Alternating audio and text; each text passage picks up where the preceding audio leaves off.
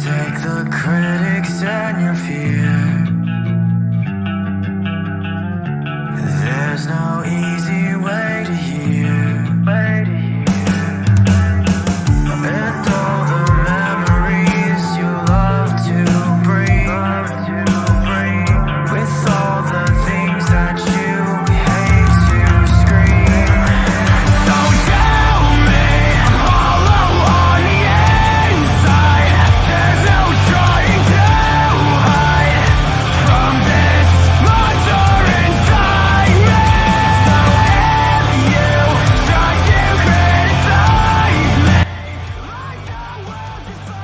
All right, and welcome back. Finally, we have made our return. It is the Browns Beat podcast, and I've been waiting to say this for so long. I am one half of your co-host. My name is Tristan. I'm here with my man, Derek. Derek, how have you been? Yeah, it has been quite a long time. Way too much to even get into. Maybe at some point I could write a damn book about the last 2 years of my life and nobody would believe it.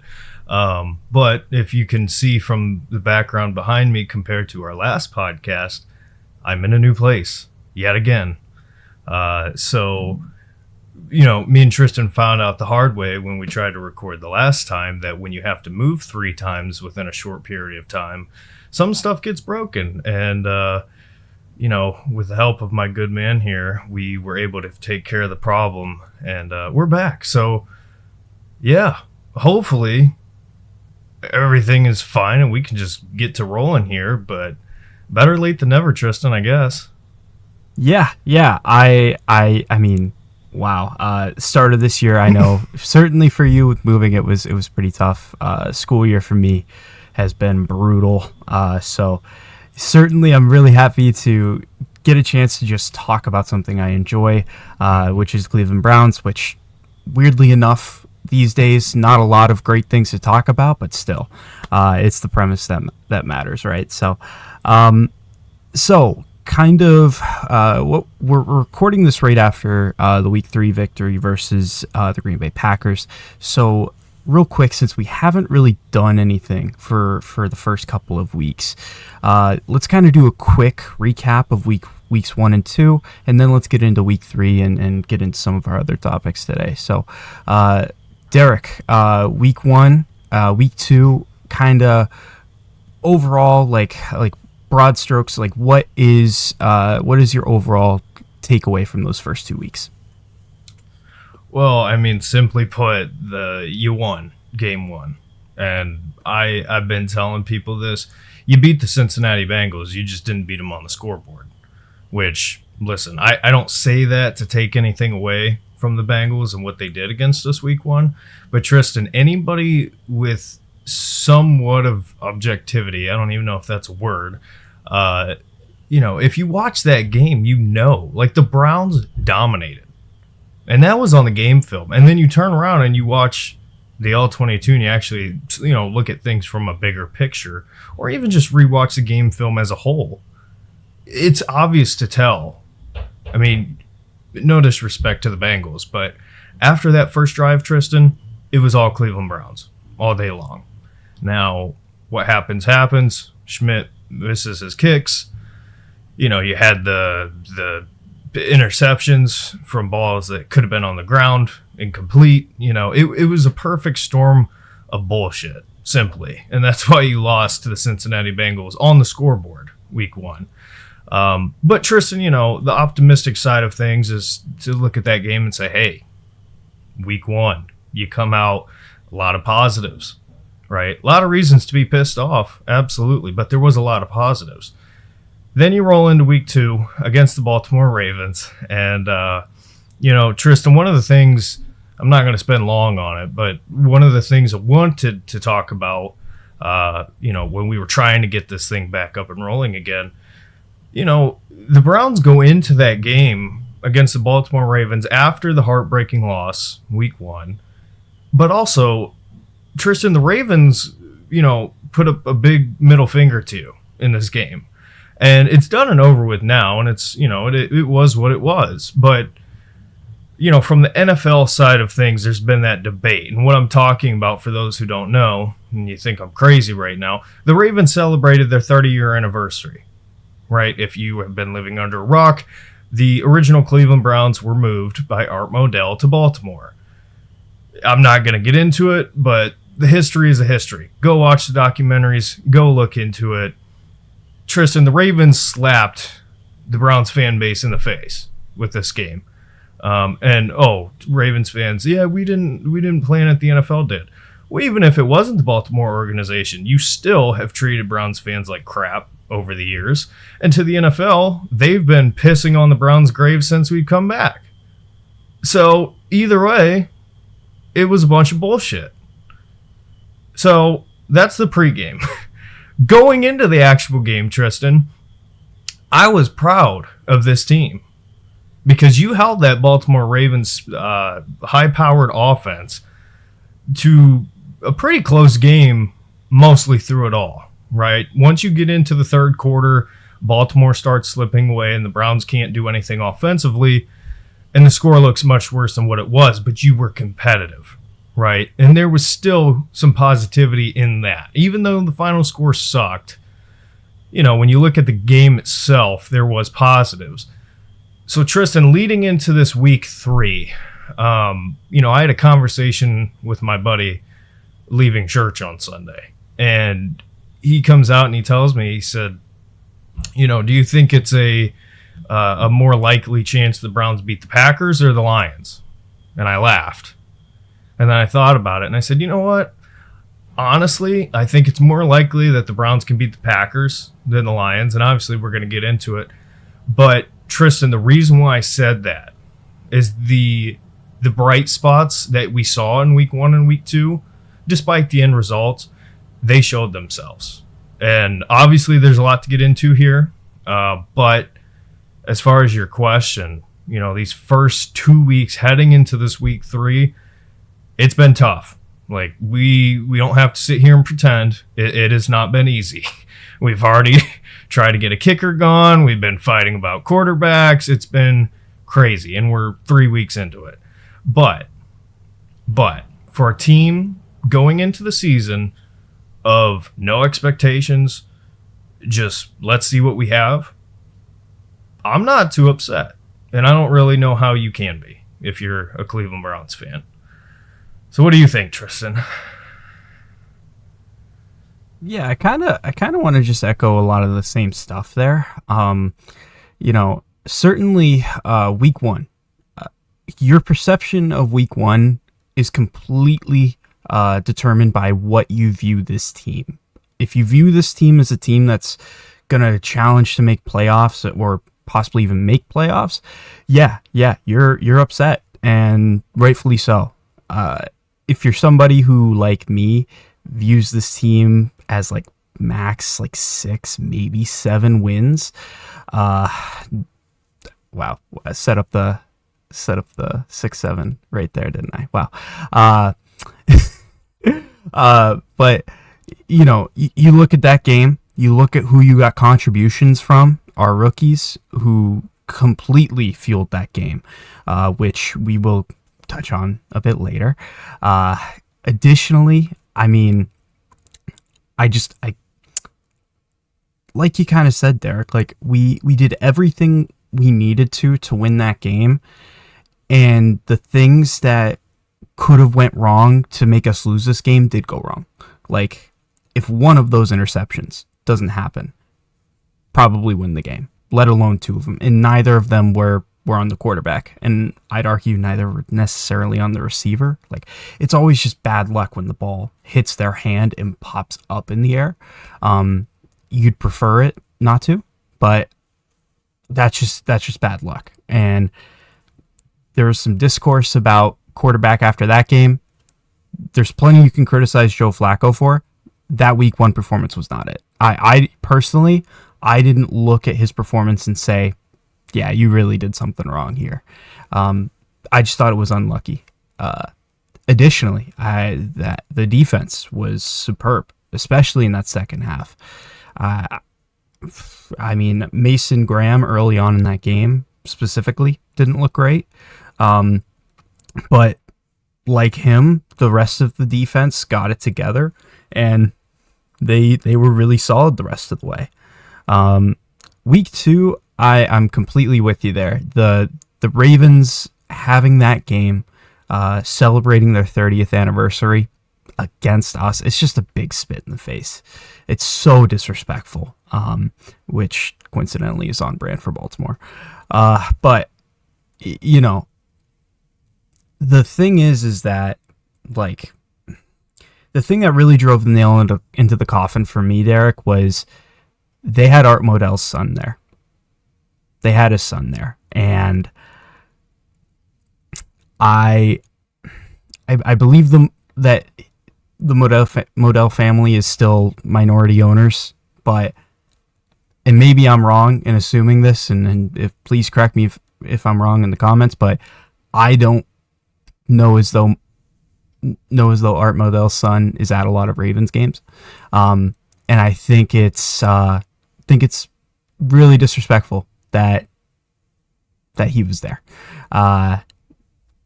Honestly, I hate everything that happened pregame, but I'm even more disgusted by what happened during the game. I think that your defense kept you in, and they really shut down Lamar Jackson, especially at the half. I mean, they did everything they possibly could have, and then that second half, just turnover and failure on offense, failure all over the place, and having it result in a blowout, just terrible.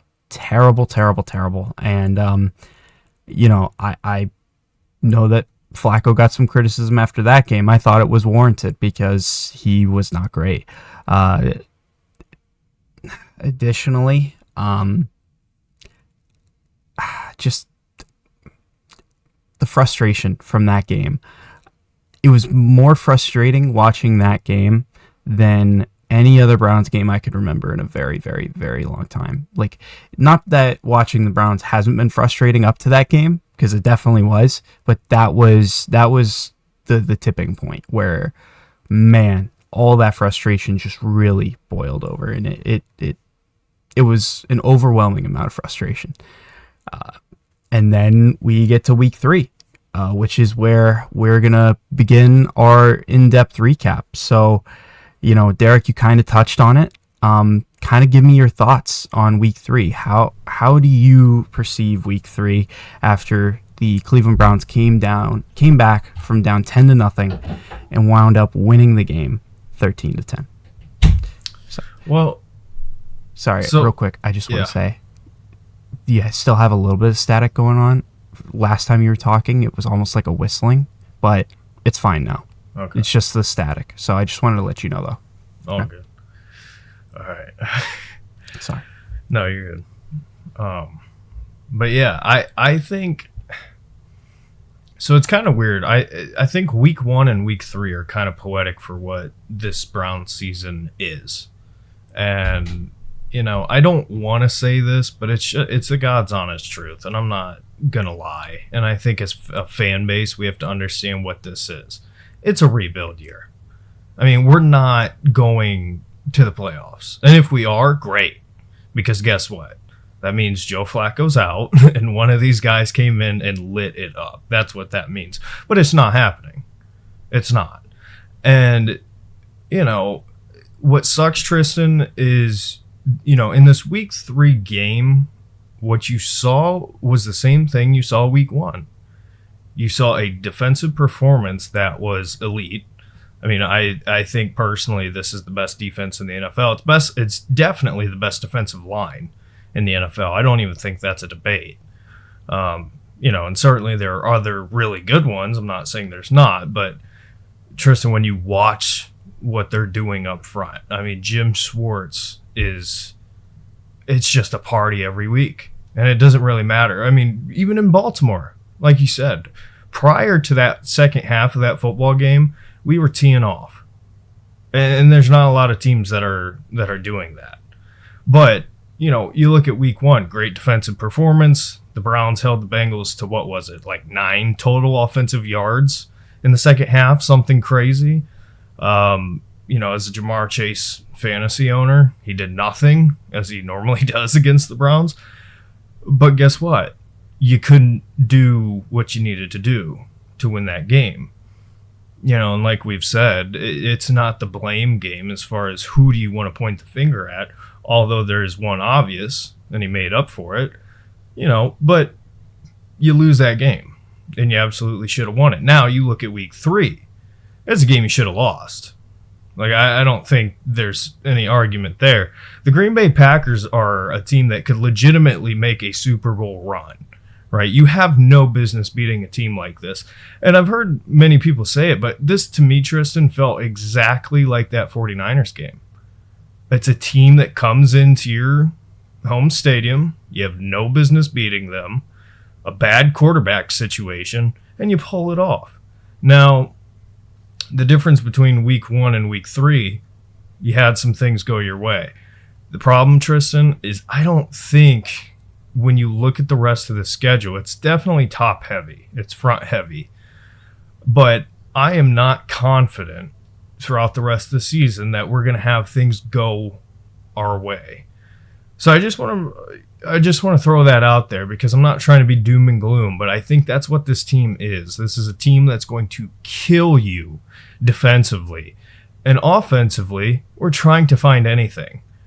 Now, no, I don't want to dive too deep into it yet, because I'm going to throw it back to you. But what did you see in this game? You saw a new form of hope, right? Bengals game, tons of positives. Samson, Fannin,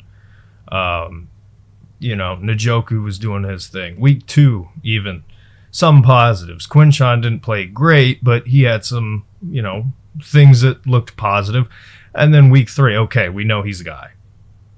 Like, that is the takeaway from this week 3 offensive performance from the Browns. But Tristan, I think that, as a fan base, we have to understand this is what we're going to be looking at.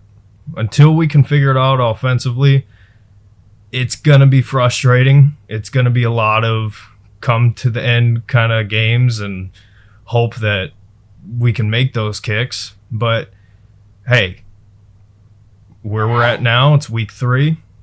You got a huge win. That is a huge win. I don't care that they're in the NFC. I don't care. It is what it is.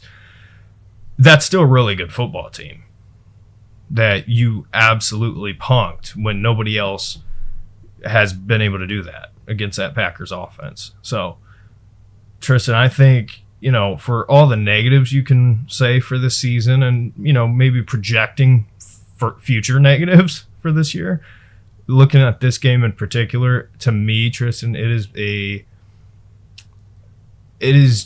just a sign of what's coming, not necessarily what is right now.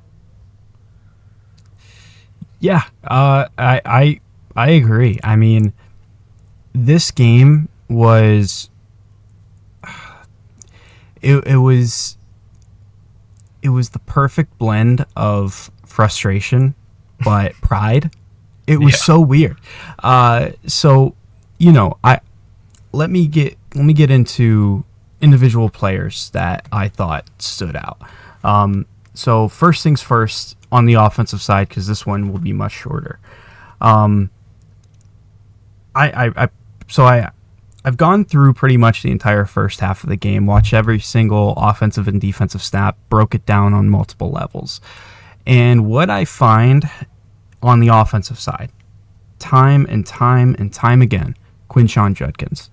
I know people are scared to say this, but he is, or at least early days, looking like the perfect Nick Chubb replacement. And he is everything that Derek, you, and especially you, but you and I both were really, really excited when we thought, when we identified, and particularly you, him as the guy in this running back class that we needed to go out and get. And it shows. It shows. No disrespect to Travion Henderson. Travion cannot do what Quinshon Judkins does. Quinshon is fantastic between the tackles.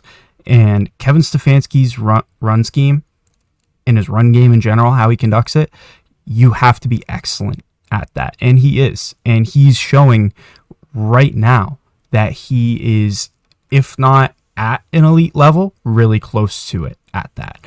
And it sounds crazy to say after only 2 games of him, but it's also crazy to think about the fact that he leads all rookie running backs in rushing yards, and he had played 1 less game. In his first game, he was on a reduced snap count.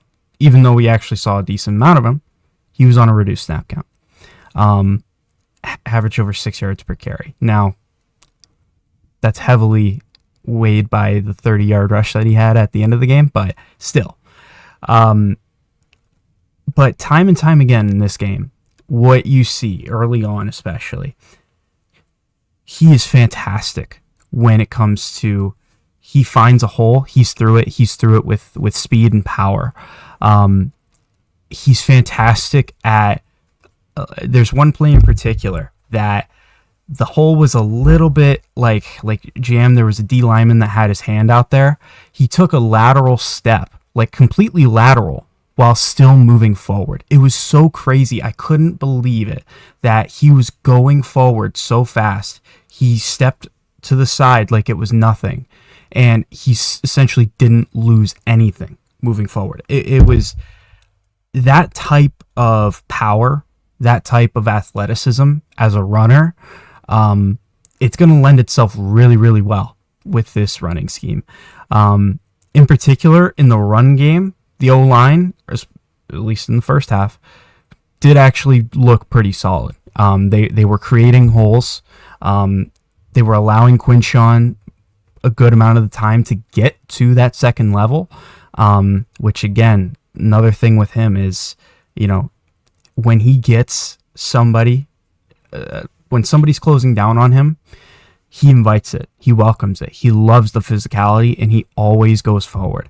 He turns plays that should be negatives or no gain, and because of that aggressiveness and because of his ability to find the little gaps and exploit them, he's usually getting at least like 2-3 yards on runs that should have been a loss. So what I'm seeing early doors from him on the tape is extremely, extremely exciting. Now, we'll talk about him overall a bit later, but in this game in particular, on offense, he was the guy. And, of course, we know later on he was responsible for us getting points on the board.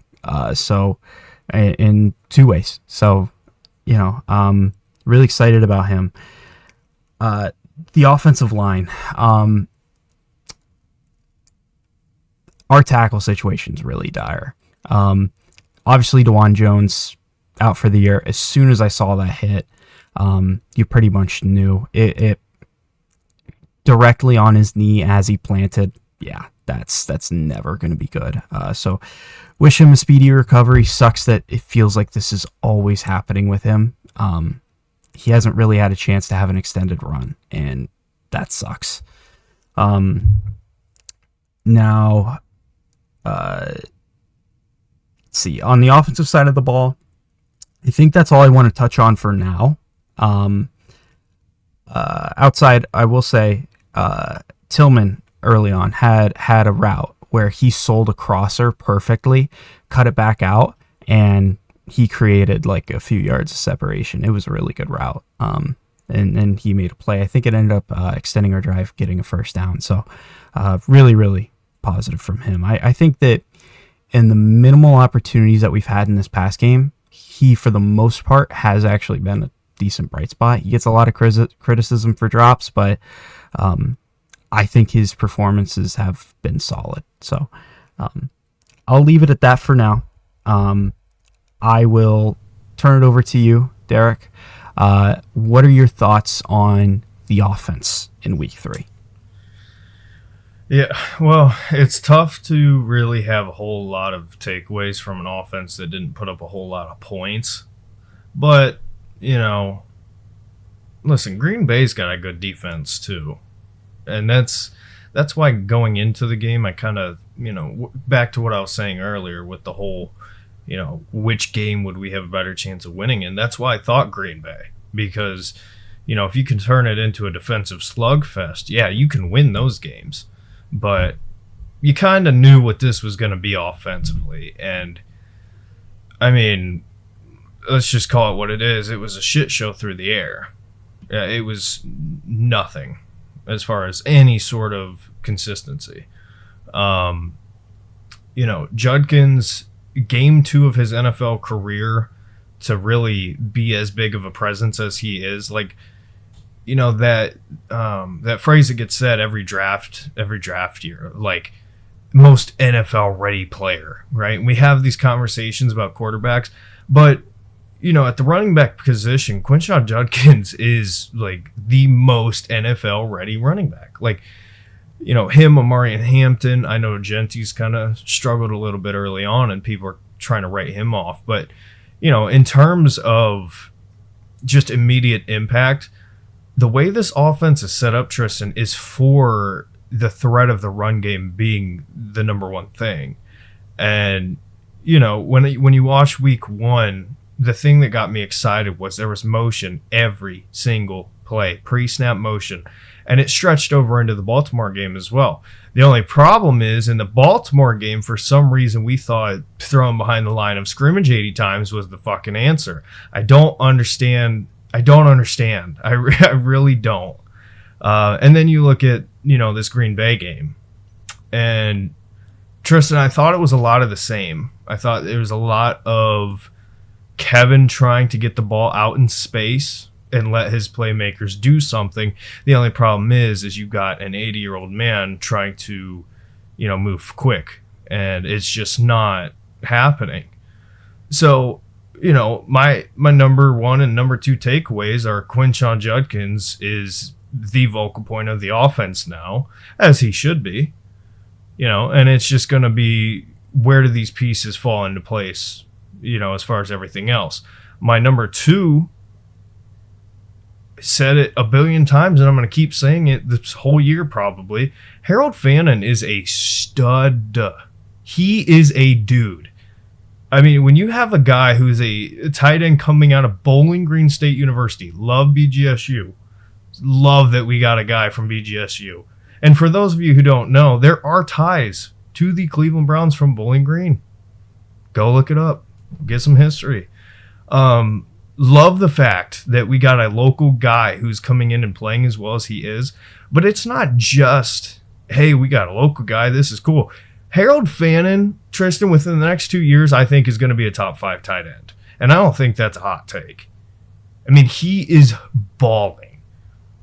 And for somebody at his size to have the route running technique that he does, it's insane. It's insane. And that's why, in that pre-draft process, he put up crazy numbers, yes, in the MAC, but that takes nothing away from what he was doing. Like, the guy is just dominant. He is a dominant player. And Tristan, you saw that again. Here we go. Week 3. When we needed him to come through, he came through. Now, did he have like a crazy game? No, but he was consistent. And, we're going to talk about the quarterback situation later, but regardless of who it is, the offense is going to go through the run game and your 2 tight ends. That is what it's always been with Stefanski, and it's what it's always going to be, right? So when you look at, hey, we don't know about quarterback yet, but let's look at the outside pieces and the other pieces. Hey, a lot of positives there. A lot of positives. I'll shut up because I know I ramble. Last thing I'll say, we're going to talk about him more later, but Bond. Isaiah Bond is another one that once he starts getting a role in this offense and once they start getting comfortable with him, he could join this rookie class of standouts. And I think you saw flashes in this game. Not necessarily anything to hang your hat on, but the little breadcrumbs here and there. It's positives. It's something. So, I don't know, Tristan. It's 13-10 or whatever that final score was. Not a whole lot of offense. Yeah. Last thing I'll say on the offense before I move forward with the defense, which there's plenty of good things to say there. There's two more things I wanted to touch on. You're absolutely right. Harold Fannin is a stud. I'm right there with you. I think over the next couple years, he's going to propel himself into, at minimum, a top 10. I think absolutely a top 5 guy. The fact that you have two tight ends with the profiles, especially of David Njoku and Harold Fannin, with a team that's predominantly going to be run heavy, if you just have competent pass protection, competent quarterback play, it's one of the most efficient offenses in the league. Like, all you have to do is sit back and ask yourself, how would Andy Reid work with those two? Like, you've seen what he's been able to cook up with Mahomes and Kelsey for all these years. Kelsey, love him to death. Clevelander, love it. He's at the age now where he just doesn't have what he used to, but he's still productive. He's still a good football player. But if you could imagine those two guys on that team, I could see a world where they both get 1,000 yards receiving. It's possible. They are both that talented. Now, another thing I wanted to mention as well, because you kind of touched on it, I think that we have playmakers. They just haven't been able to have enough opportunities to prove it. There has been one guy who has been disappointing me the most, and forgot to mention him through weeks 1 and 2, Jerry Jeudy. We both, I feel like I can say, we both agree he's a good football player. We both wanted him to come to Cleveland. He's a really, really, really good wide receiver when he's catching the football. And the drops that he had, in particular against the Bengals, that just cost us the game. It's really disappointing because he's a player that, at his best, is one of the best receivers in the league. I'll say it. I'll remember that game against Denver. I want to say it was a Monday night last year. He was unbelievable in that game. And if he could hold on to the dang football, I think, and have consistent quarterback play, I think that we would see that. So I just wanted to bring that up as well. But any final comments on the offense before we move to the defense? I'll throw in a little bit quickly here on Jerry Jeudy. It's tough because, like you said, we're big fans. I've been a big fan of Jerry Jeudy for a long time, and I still am. Sorry if you can hear the background noise. But I've been a Jeudy fan for a long time, and I'm going to be a Jerry Jeudy fan probably until he retires. He's just one of the players that, I know it's kind of this way with Baker early on, especially early on. But defend him no matter what. You see the talent, and it's yeah, I know you're talented. It's one of those things with Jeudy. But he absolutely has just been in a weird funk for some reason. And it's tough because, Tristan, when you look at his time in Denver, everybody was blaming him, and it's dude, Jerry Jeudy is out there with Brett Rippon and a cast of characters who can't even play in the UFL, let alone the NFL. And here we are in Cleveland, and Joe Flacco's got the same mobility as President Joe Biden. I don't know what we're trying to do here, and Jeudy. I figured you'd like that one. Jeudy has been pretty consistent, I would say. Last year he was one of the only bright spots. And for some reason, I don't know if Jameis just threw the ball so much different than Flacco. Because you got to think, Jeudy wasn't here with Flacco. Flacco had Amari Cooper. So it could just be that those two aren't on the same page. Or let's just throw this out here. Maybe Joe Flacco's not good anymore. And I'm not saying that to try to pile on. I know we're going to talk about it more here in a few, but how much of it comes down to quarterback play. And I could say the same with Tillman. So it's a tough conversation. It really is. Yeah, for sure. And we will have plenty more to say on the quarterback situation and quarterback play in general. But let's move on to this defense. Let's infuse some positivity into this podcast. Defense in this game, I was so impressed by so many players. Obviously, let's start with Myles Garrett. What more is there to say about him? He's the best edge rusher in the NFL. They talked about it on the Fox broadcast that Matt LaFleur has had to game plan for Myles Garrett more than any other player he's ever played against. He had certain packages ready for when Myles wasn't in the football game. I understand statistically, other guys have been better in terms of like DJ Watt in particular, but Myles Garrett has always been just different. He's always been the guy that if you do not plan for him on the defense, your game is done. So yeah, it just proves that we are so fortunate, so lucky that we get to watch this guy week in, week out. And it's fantastic. I was so excited, so happy when he signed his extension, which at the time got criticism because it made him the highest paid player in the league non-quarterback. Now there's like 6 guys in front of him now. Parsons makes $7 million a year more than him. Like, come on. So great business by AB for sure. But let's move on from Myles because we already know about him. So I want to talk about Mason Graham, and I don't want to get too far into it, just because we'll end up coming back to him. But I'll speak particularly in this game. Outstanding. I'm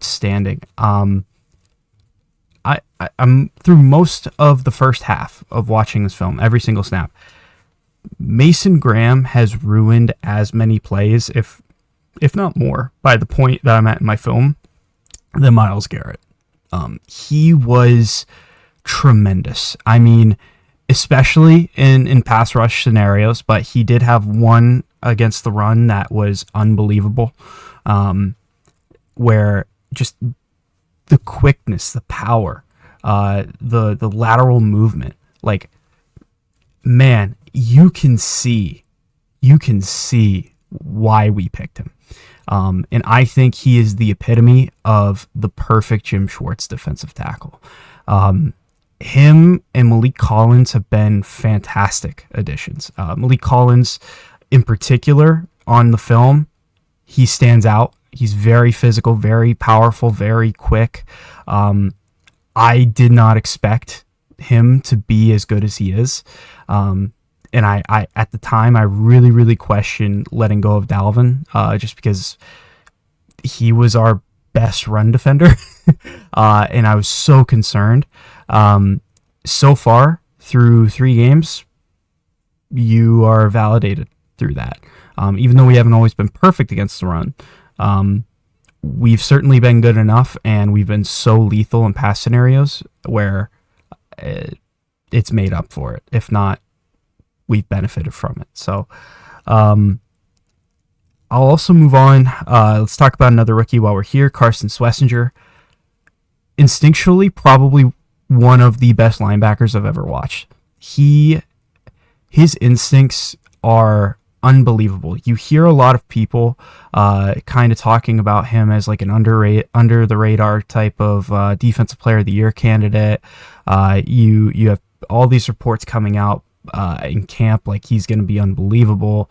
You have people so far 2 games in saying like, wow, he's outstanding, he's unbelievable, he's potentially a Pro Bowler. They're all right. They are all right. And when you turn on that film, you turn on that all 22, you see it. Even in plays where he's not the one making the play, he's complicating the play to make gains minimal. Much, much, much reduced than what they should have been. Again, through the first half of that football game, I saw him make probably 4 or 5 plays where either he did incredibly well to end the play, or he prevented the play from becoming something that would have killed the team. Outstanding football player. He, especially when defending the run, he finds the gap before it's even open. Like, he's running to the spot as the running back is getting the ball in his arms. Like, it's incredible.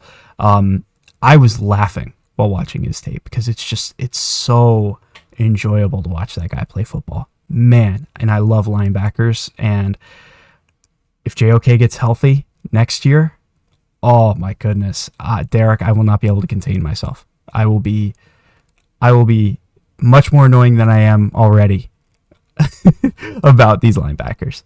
I'll also note as well, Grant Delpit, fantastic against the run. His ability to identify runs and to quickly get there and get the guy to the ground, second to none.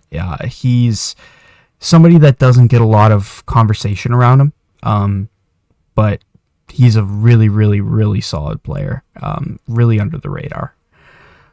Let's see here. Let's see. Do I have anybody else? I noted that Joe Tryon had some good work rate. Didn't necessarily get a ton done, but his effort really does show on tape, and I think that should be pointed out because he definitely created a little bit of chaos, so that was nice. And I want to say that was it. Alex Wright had a good play there. Isaiah McGuire. He needs to get better at identifying run versus play action. 2 times they ran a play action to his side, and he fully committed to the running back, and it made Jordan Love have so much space. So that was a bit frustrating. Outside of that, man, the rest of the defense coverage guys played well. One thing I will also point out, 2 more things, and then I promise I'm passing it over to you. The culture side of the defense. Every time there's a stop, these guys are celebrating, whether it's the secondary, whether it's the linebackers, whether it's the defensive line, whoever makes a play, everybody celebrates. And I think that goes towards showing you what the culture is of that defense and why it works. It's because they all work together so well. They're all rooting for each other. And it's just really, really energizing and exciting to see that, especially when you see the offense. So, also, this is the last thing. Jordan Love, at least to the first half of that football game, played a really good football game. I did not find in the first half, obviously late on, he had that terrible interception and certainly that deserves criticism. Early on, I don't know as though he made a single bad play. Like, he played a pretty flawless football game in that first half. And I just think that the reason why the Packers suffered so much was because of this Browns defense. So, I just incredibly impressed. So, with that, I'll turn it over to you, Derek. What are your thoughts on the defense from week 3? Well, first, if anybody's wondering what this is, when I put my camera off, I took a drink and I spilled tea on my shirt. So, it's starting to go away, but yeah, that's what that is. Anyway, the defense through the first 3 weeks, right? Why is it so good? It's just the pieces to the puzzle fit perfectly, right? When you look at what Jim Schwartz wants to do, especially the young guys, I know everybody's talking about them, and we're going to talk about them a lot the whole year, and you're going to hear a lot of different platforms talk about these rookies, and rightfully so. But it's really the combination of what you have in your veteran presence, and I say that air quotes because it is a young team. but the mix of the veterans and the youth that has come into this defense, it's the perfect fit, Tristan. It is the perfect fit. And outside of the secondary, I would argue that every spot on this defense has been damn near perfect. The secondary, I have some gripes for sure. But I do think there are guys playing well in the secondary. I think Ronnie Hickman stepping up and being a starter has done an okay job. And it sounds negative when I say okay, but, given the fact that this is somebody that was, he was a UDFA signing. UDFA, yeah. So to come in and go from that to being a starter, us here in Columbus, we know how good Ronnie Hickman is, but you still got to prove it. And he's done a fine job. But again, outside of the corner depth in particular is what I would argue due to injury, this defense has been outstanding. And I want to start with Mason Graham, because Mason Graham is a very, very unique defensive tackle. He is not a Jalen Carter. He is not, one of those guys that is just a nasty, dominant interior pass rush type. That's just not who he is. Mason Graham, what makes him so unique is he plays the defensive tackle position almost like a point guard, where instead of as soon as that ball is snapped, he's just driving forward. He's kind of sitting back and he's watching. He's watching where the ball is going. And Tristan, it's been interesting to watch his development so far week to week, because at Michigan, Mason Graham was just an absolute monster in the run defense. Now, I don't say that, meaning that he was terrible as far as like pass rush goes, but it was definitely going to be a question mark. What kind of step is he going to take going from college to the NFL as far as his pass rush? And with the first 2 weeks, I would say it's been steady, right? What he does well is what he's been doing well. But Tristan, in this game, I thought you saw Mason Graham take a pretty significant step as far as a pass rusher. Which when you look at the long term of that interior defensive line, Mike Hall is somebody we still have yet to see. But I view him as a bright spot still for this defensive line going forward. But Mason is going to have to play the role that he's going to have to play. But when you're taking a guy like that, number 5, he's got to be more than just, a run stopper. He's got to have some sort of influence in the pass rush. And you brought him up. Malik Collins is an absolute stud. Like, this has been, in my opinion, across the NFL, I would argue one of, if not the best free agent signings across the league. And, for a guy who's a veteran, old defensive tackle, that sounds crazy. But what he does from an interior pass rush standpoint is ridiculous. Like, if you actually slow it down and watch him play by play, it makes no sense. The guy's out there with no gloves, just out there, the bare minimum on, just pushing people around. And you combine somebody like that with a motor, and you have a guy like Myles Garrett, and then you have a guy like Isaiah McGuire, Tristan, who's been stepping up and has been looking really good for the most part. Yeah, of course this defensive line is going to be dominant. Like, of course. And we haven't, I don't want to say endless, but we have the luxury of being able to rotate guys in and out. I mean, you have 4 guys as far as on the edges that you can rotate. You have a handful of guys that you can move around for the interior. And, for Jim Schwartz, he can do whatever the hell he wants. And by the way, let's jump to our second round pick. Carson Schwesinger and Andrew Makumba from the Eagles. Both of those 2 guys have an unbelievable ability to just be around the football. No matter what happens, no matter if the play is ran towards them, away from them, you're always seeing 49 around the football. It's just what it is.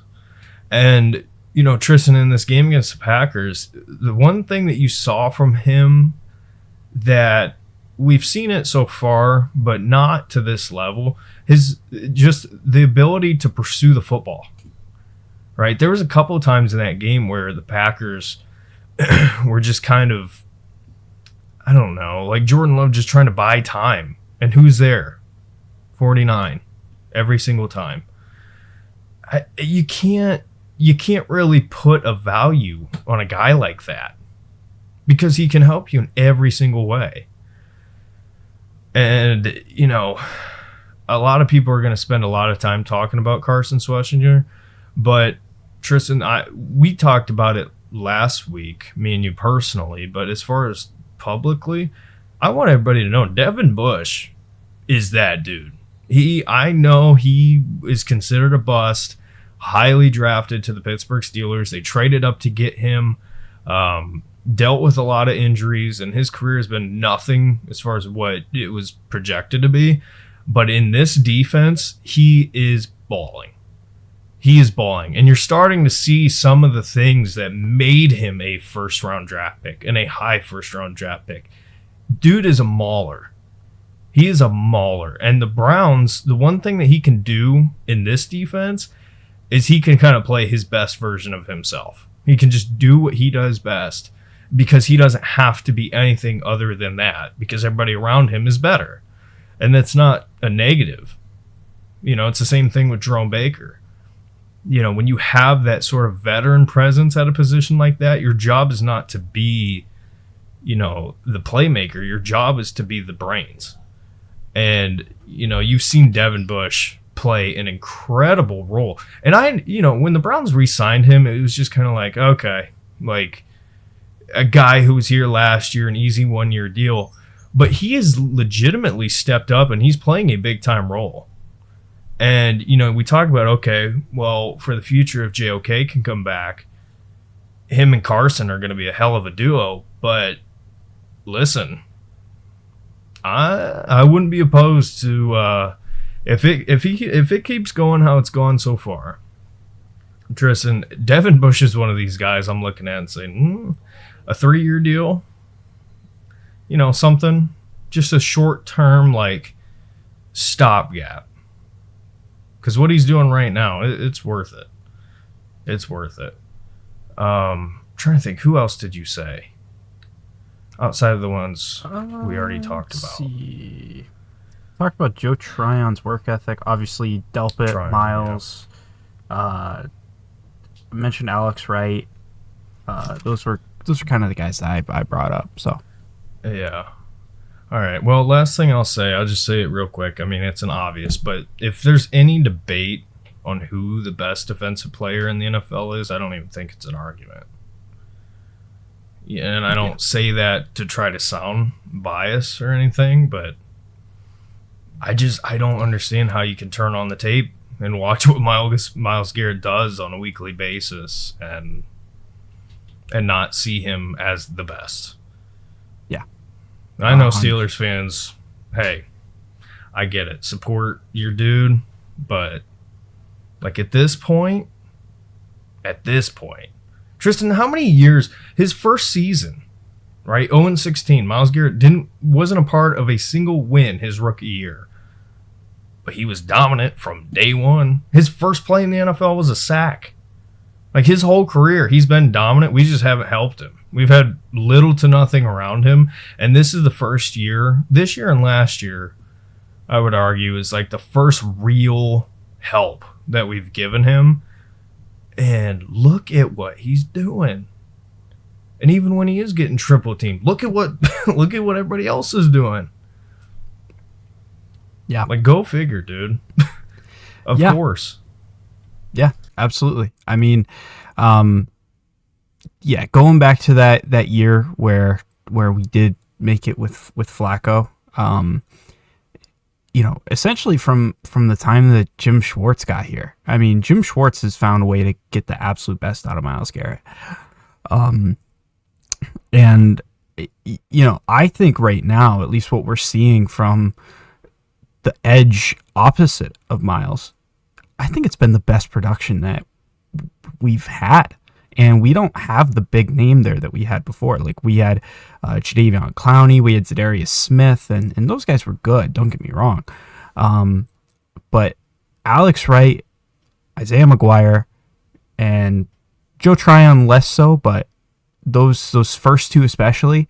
I know I said Isaiah McGuire needs to get better with identifying play action, and he certainly does. But both of those guys, Alex Wright, Isaiah McGuire, have been really productive so far. I've been really, really impressed with what I've seen out of those two in particular. The production we're getting out of them right now is really, really good. And especially on the interior, it's never been better. Just, you had mentioned the rotation of guys that we have there is so good. There's not much else to say about them.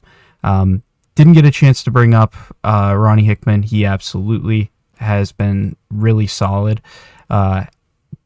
Luckily, hasn't really been asked to do much, but in what he has been asked to do, he's been good. I definitely want to give him credit for that, for sure. Outside of that, I don't have any final thoughts on the defense. Did you have anything else you wanted to mention? No? Lynn, let's get into it. So we kind of held back at least a little bit earlier on the quarterback situation. Right now, there's kind of a bit of a debate going on. Do you continue with Flacco? Do you go with Dylan Gabriel? There's some people like Shannon Sharp and Ocho who want Shedeur to get that spot.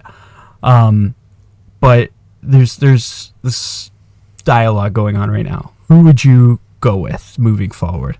Would you make a change, or would you stay pat? Derek, I want to know your thoughts. What do you think this team should do moving forward?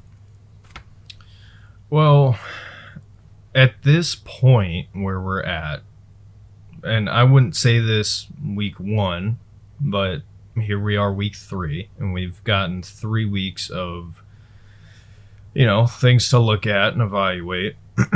And to me, Tristan, this is the dumbest argument that we could be having. And I don't say that to try to, make it sound like it's not worth having the conversation, but it's like, what good is Joe Flacco doing for you?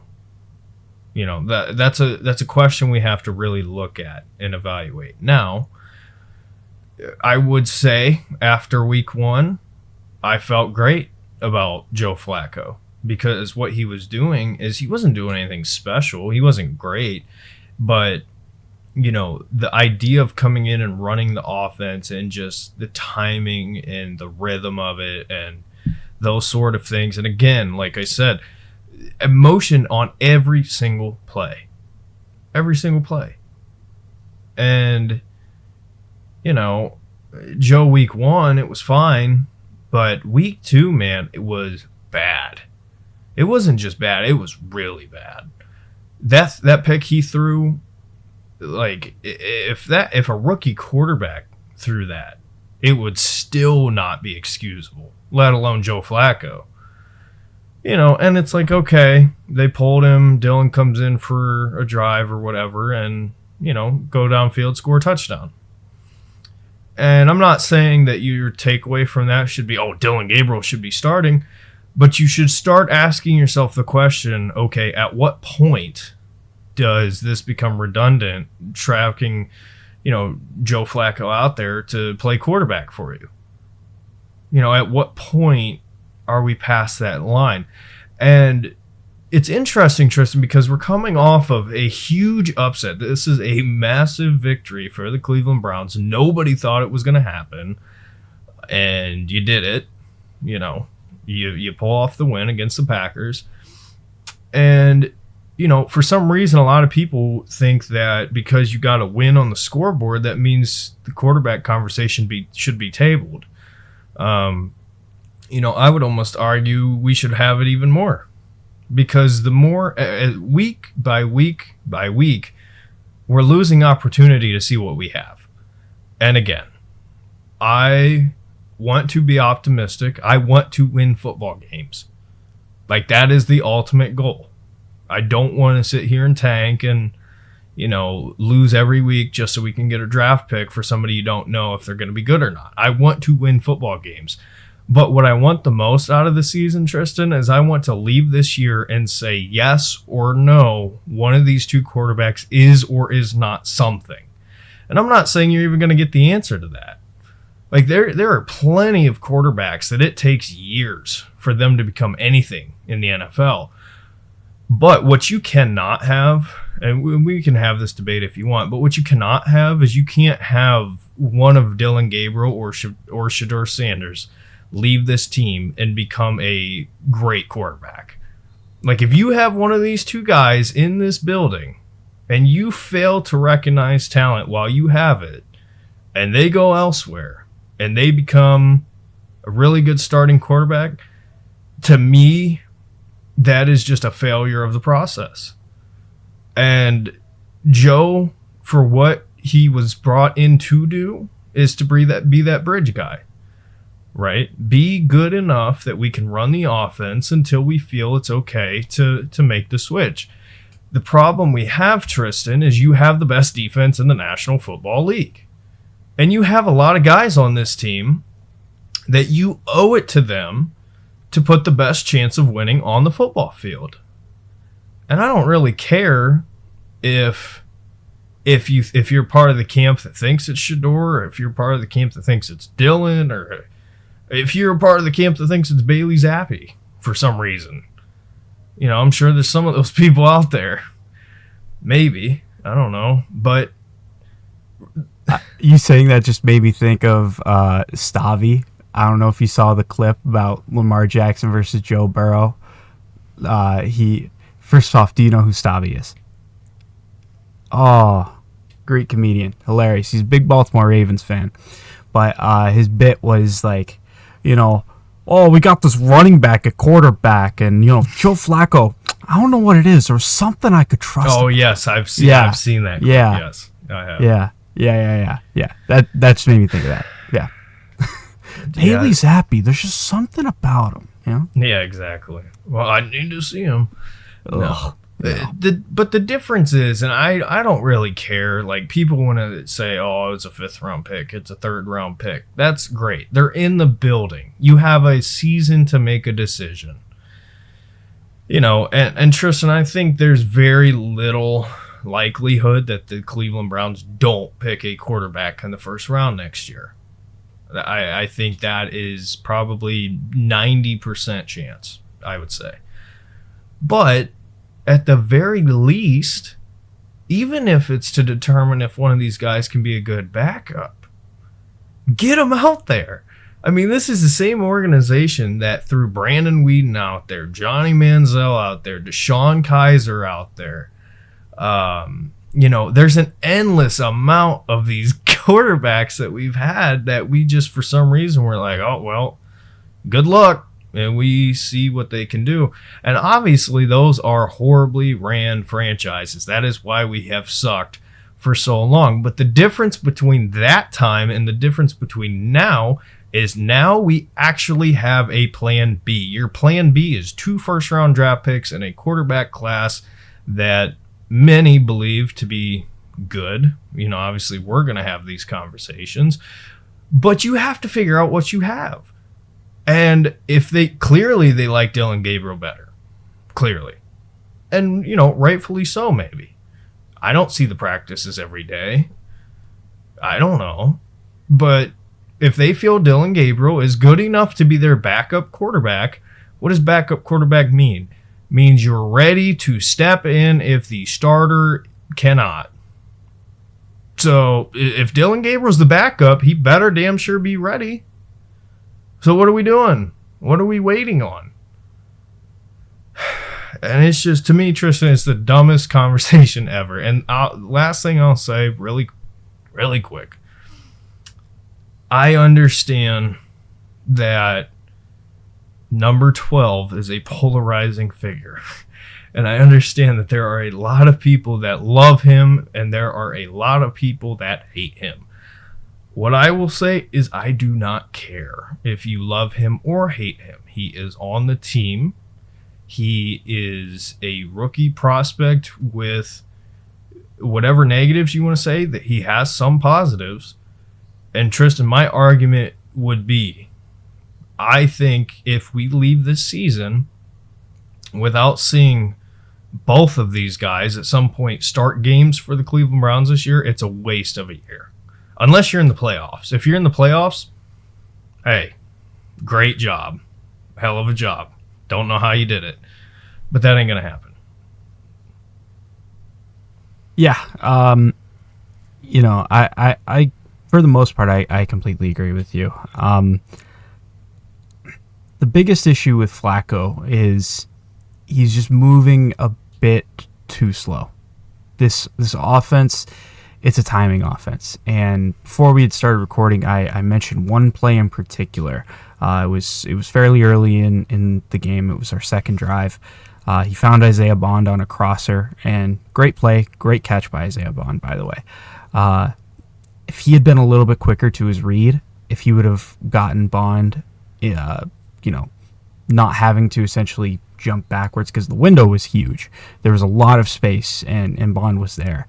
But because he was so late to it, he had to throw it a bit inside and make Bond kind of stop and catch it. It was a good catch. If he would have found that earlier and he would have been able to get him in stride, if Bond would have, he might have not even needed to, but if he would have made one guy miss, he was gone. He's got that type of killer speed. It's what we have been so excited about with him. If he would have gotten that chance, I think he would have taken it, just because of how electric he was in college. So, when we talk about this quarterback conversation, the biggest thing that I want to bring to the table is this. When is going to be the perfect time, right? So we're going up against Detroit this week. Next week, you've got the Minnesota Vikings. And I don't know about you, Derek, but that defense looks ridiculous. I do not want my rookie quarterback's first ever snaps to be against that. That's like, I think we're the best defense in the league. I think they're, if not number 2, they're number 3.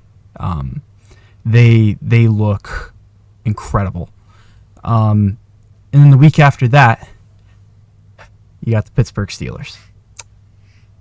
Derek, I don't feel comfortable having my rookie quarterback take his first ever snaps in either of those games.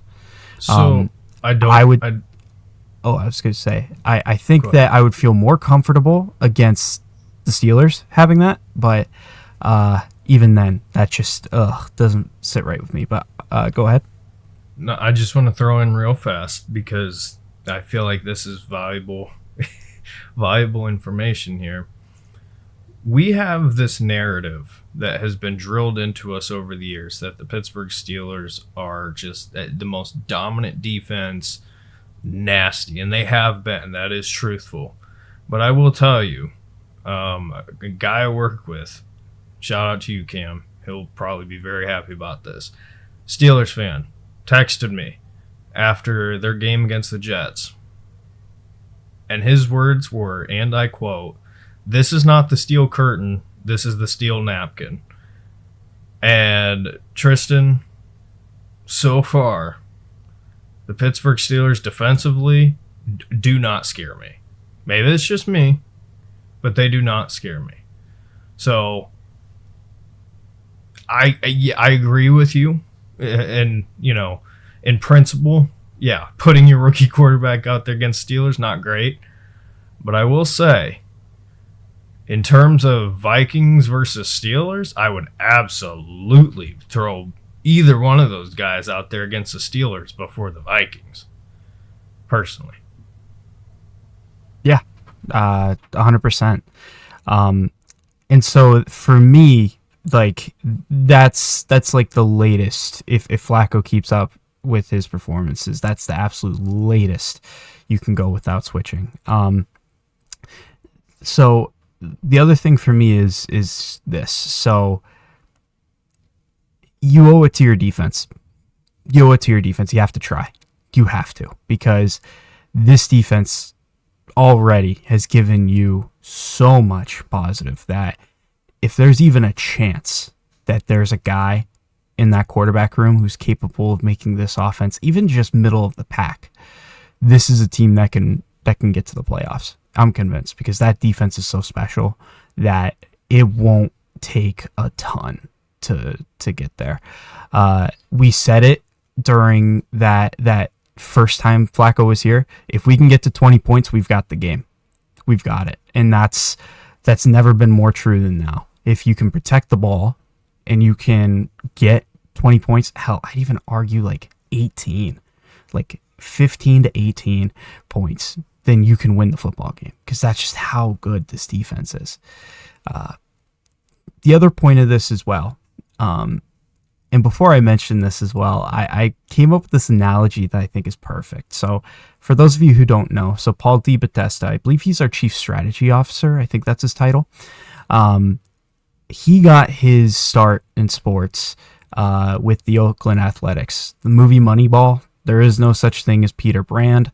That was Paul DiBattista. Peter Brand is a fictitious character, but the real life person was Paul DiBattista. And one of the most iconic scenes out of that movie is Peter Brand talking about Chad Bradford, this left-handed reliever who throws funny, but he's productive as hell. And he could end up being one of the best relievers in all of football. Or sorry, not all of football, all of baseball. And I can't help but think they probably had that same conversation about Dylan Gabriel. Like Paul DiBattista sat Andrew Barry down and said, Andrew Barry, this is Dylan Gabriel. Dylan Gabriel's one of the most overlooked quarterbacks in the NFL draft. It's because he's short and he throws left-handed, but his production's there. And it's true, because his production in college was fantastic. Everywhere he went, he was amazing. Oklahoma, after he left, that offense last year was a nightmare. And to think that he was able to prop it up as good as he did says volumes about him as a college quarterback, at least. And then we know what he did as an Oregon Duck. I mean, he led them to, 12-0? Now, of course, they met Ohio State in the playoff, and Ohio State just flat out was the more talented team. So there you go. Long story short with that is, this is a guy that, it's not like he played 2 years of college ball and came out. Like, this is a guy that he's a refined football player at this point. He's a refined quarterback. Yes, is there going to be an adjustment to NFL speed? Of course, absolutely. Every quarterback prospect there would be. But I would equate him not as a player, but in terms of like the status of readiness, I would equate him to like a Jaden Daniels. Obviously, I want to make it very clear, not the same levels of talent, right? Jaden Daniels coming out of college, I was really high on. I had him ranked as number 2. I just didn't think he had the ceiling of Drake May, which time will tell. We'll see. But in terms of readiness, he was somebody that you get into the pros and he can probably play games for you right away. And at least give you competent quarterback play. So with all of those factors kind of combining, in addition to what you said about we have to see what we have, in addition to the profile he's a player that fits in this Kevin Stefanski offense. I think that we owe it to this defense to get him out on the field, see what he can do. We owe it to the organization, specifically Andrew Barry, who at the NFL draft next year, he's going to have a hell of a hard time making a decision if he doesn't get a chance to see either of these quarterbacks play. I just think that right now, I'm very thankful for everything Joe Flacco has done for us, and he has, throughout his career, been fantastic. I think you give him the first half of Detroit. If he doesn't give you something, I think you go to Dylan Gabriel in that second half of Detroit. because I don't like the idea of his first ever start being against the Vikings. But if he can at least have some plays against Detroit and then have a week of practice as the starter, I think that could give you enough where you can protect him in that game and you might be able to squeak by and get a win. But yeah, it's a really, really tough scenario when it comes to figuring out when he should step in. But for sure, he is the one that needs to step in. Shedeur, I like him as a prospect. He's not a one-for-one fit into this offense in terms of his play style. He needs some more time to learn this offense, understand how he needs to play in order to be successful in this offense. So I'd go with Dillon. Yeah, well, number one, you have to go with Dillon. I mean, I guess you don't have to, but realistically, this coaching staff, this regime is not going to put a 5th-round pick ahead of a 3rd-round pick ever at any position, and I don't care who they are. That's just how they operate. And do I think that's fair? No, but that's just how they are. As far as Dillon goes, yeah. I don't want to be this guy, but Tristan, correct me if I'm wrong. I was pro Dillon Gabriel before we picked him. I was frustrated when we picked him as highly as we did. Yeah, and I remember you saying that. Yeah. And I was especially frustrated because we turned around and picked Shedeur Sanders, which, I understand everybody has their own opinion, but I think, Gabriel's floor is higher, but Shedeur's ceiling is higher, in my opinion. That's just me personally. I know a lot of people would probably disagree. Some would strongly agree with me. There's people in each camp. But as far as the type of player that Dillon Gabriel is, he is short. He is a lefty, yes, but he's also very accurate. He's way faster than people give him credit for. And go watch that Ohio State game, the first one. He proved it. And Dillon Gabriel is exactly the type of quarterback that Stefanski loves. And he can run this offense, I guarantee you, 1 billion times better than Joe Flacco right now. And I don't say that, to be like disrespectful. It's what we're talking about here. Timing, mobility. This offensive line ain't great. And you're not getting all the time in the world. You have to have somebody who, at the very least, can provide the opportunity to extend plays for you. Because you don't have that right now with Flacco. And, with Dillon, I think you're going to get a better understanding of what you have as far as a weapon base goes. And I think, Tristan, you have to find that out sooner than later, not just because of the quarterback situation, but also what kind of situation are you potentially putting your rookie quarterback next year into? These are questions you have to think about. So timing, yeah, but Dillon Gabriel was a veteran college quarterback who ran pretty much every offense he was in pretty well, even going back to Oklahoma. And he's just been overlooked, I would say. I think he's respected as a college quarterback, but not a whole lot of people had a whole lot of faith in him, as far as an NFL prospect. And you could say the same about Quinn Ewers. You could say the same about some of these other guys, Will Howard. But, he's good at what he's good at. Let him do it. And here's the thing, too. Tristan, Dillon Gabriel has had a shoddy history as far as his health goes. And I don't say this as like a positive, but you need to test him in every way. And if that means putting him in situations where he's going to get hit, not saying you want that to happen, but it's the NFL. I mean, Dillon Gabriel has been playing in the Big Ten, Before that, he was playing at Oklahoma. He's been playing big boy football. It's not like this is going to be his first time. Put him out there. Let him get banged up. Let him learn how the NFL game speed works. He needs it. And you know what? If he don't work out, go to Shedeur if you want. Obviously, that's going to be a big thing.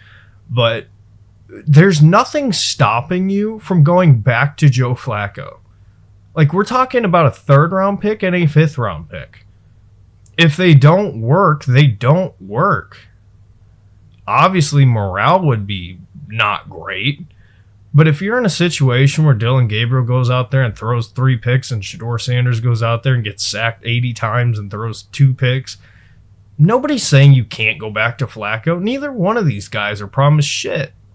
None of them. They got picked, one because one fell way too far and the Browns ended up with him somehow.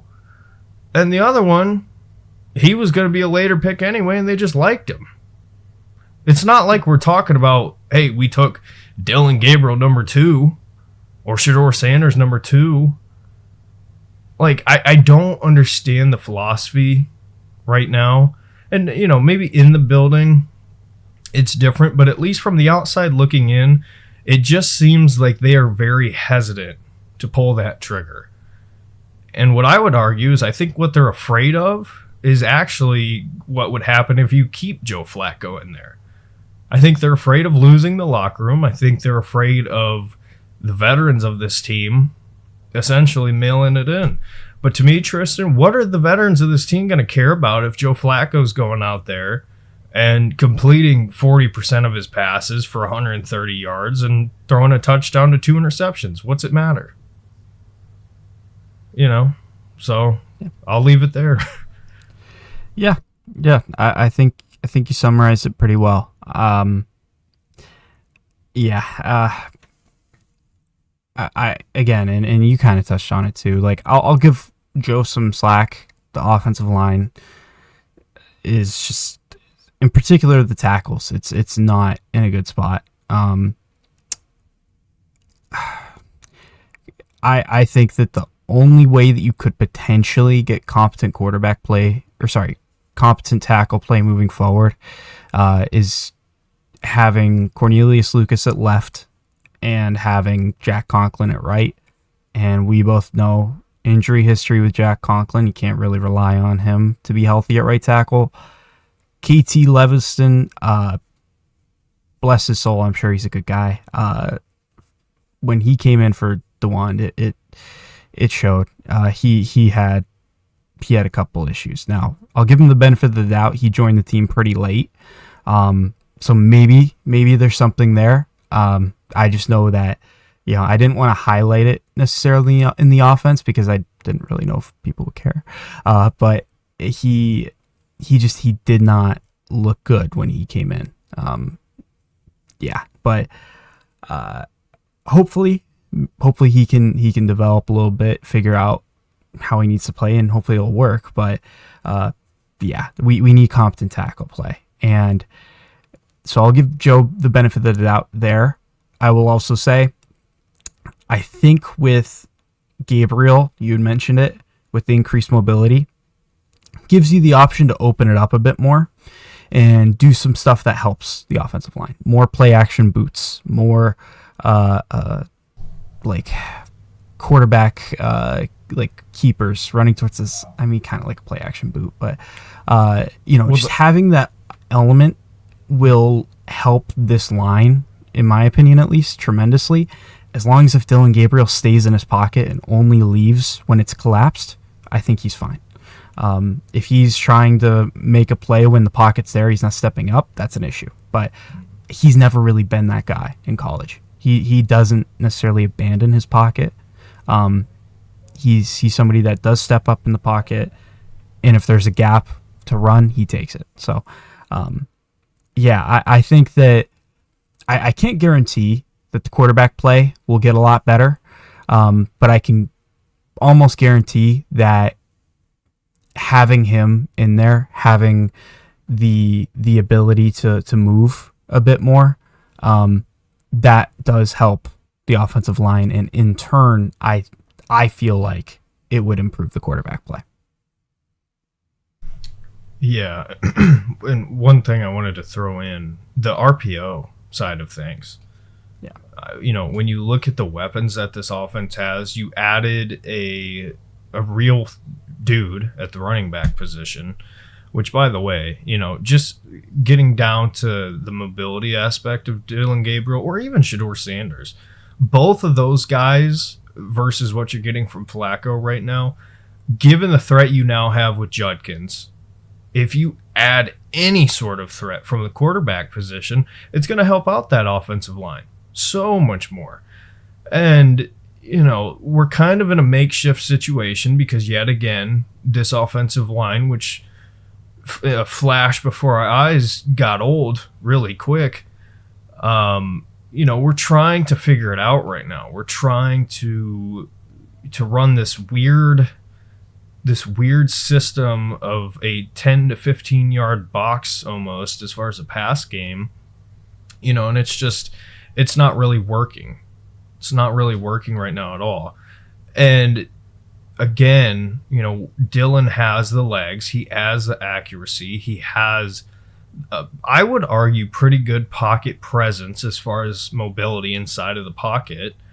And it just makes no logical sense to me anymore as far as any argument of how Joe Flacco benefits this offense anymore. And again, I don't want to reiterate what I've already said, but like, you go back from the Bengals game week 1, great. That was awesome. Joe was fantastic. But Tristan, here's the one thing, Bengals fans aren't going to want to hear, but hey, guess what? Their defense sucks. The Cincinnati Bengals defense is terrible. So I'm not going to sit here, going week 4, week 5 of terrible Joe Flacco performances saying, well, guess what? Week 1, I don't really care.